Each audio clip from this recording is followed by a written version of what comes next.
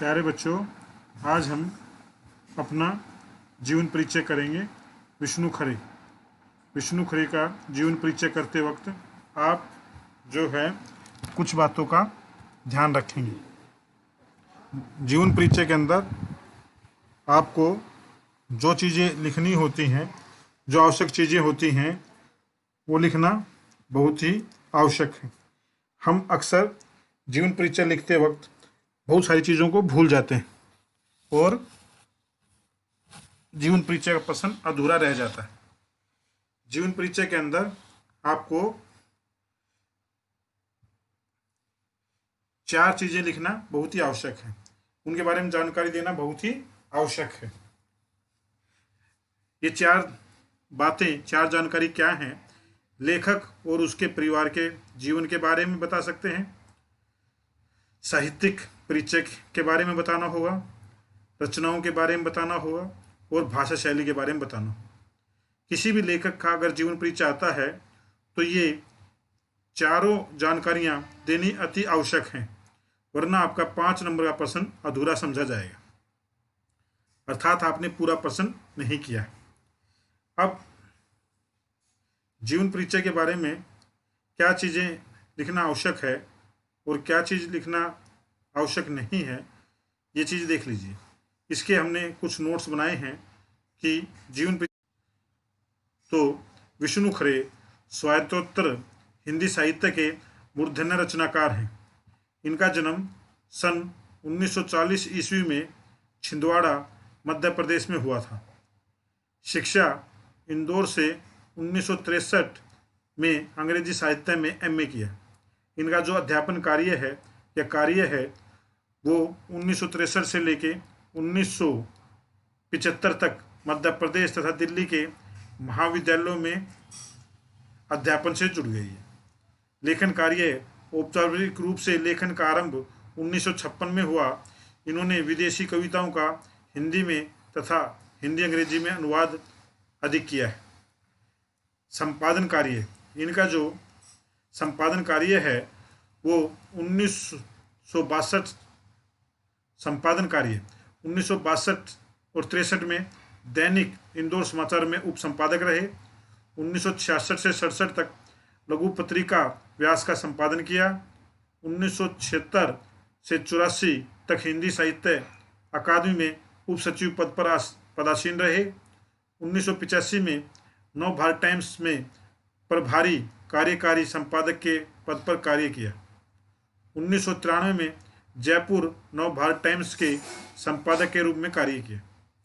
इसके बाद जवाहरलाल नेहरू स्मारक संग्रहालय तथा पुस्तकालय में 2 वर्ष वरिष्ठ अध्येता रहे। तब से वे स्वतंत्र लेखन एवं अनुवाद कार्य में रत हैं। प्रकाशन कार्य, पहला प्रकाशन टी.एस. इलियट का अनुवाद मरु प्रदेश और अन्य कविताएं। नंबर 2, एक समीक्षा पुस्तक आलोचना की पहली किताब 1983 में प्रकाशित हुई। विष्णु खरे की जो रचनाएं हैं वे प्रमुख कौन सी हैं? विष्णु खरे की पहचान कविता के साथ साथ अनुवादक के रूप में रही। इनके प्रमुख ग्रंथ हैं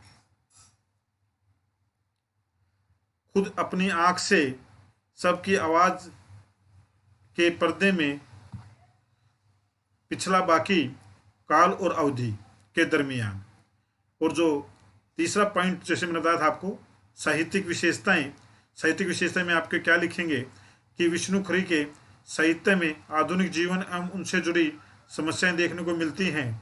वे अपने काव्य द्वारा अमानवीय परिस्थितियों के विरुद्ध खड़े होकर उसे नैतिक स्वर प्रदान करते हैं। उनका काव्य स्वतंत्रता के पश्चात भारत का दर्पण है, जिसमें देश समाज की प्रगति दिखाई गई है।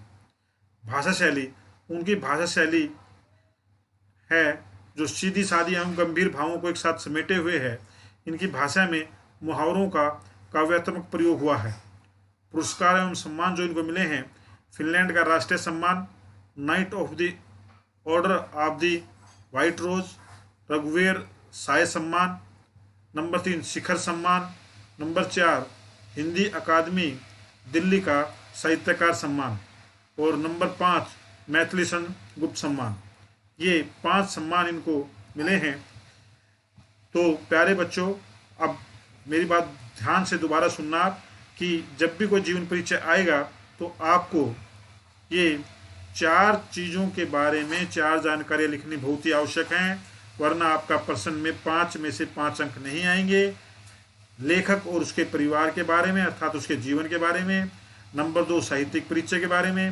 नंबर 3 रचनाओं के बारे में। और नंबर 4 भाषा शैली। किसी भी लेखक का जीवन परिचय आए तो इन 4 जानकारियों के बारे में जीवन परिचय के अंदर अवश्य लिखें।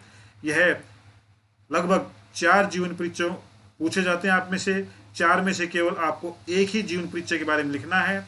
कुछ बच्चे गलती से 2 जीवन परिचय लिख दे जाते हैं, जो कि गलत है। आपको सिर्फ एक ही जीवन परिचय लिखना है, जो कि 12वीं में सीबीएसई में 5 नंबर का पूछा जाता है।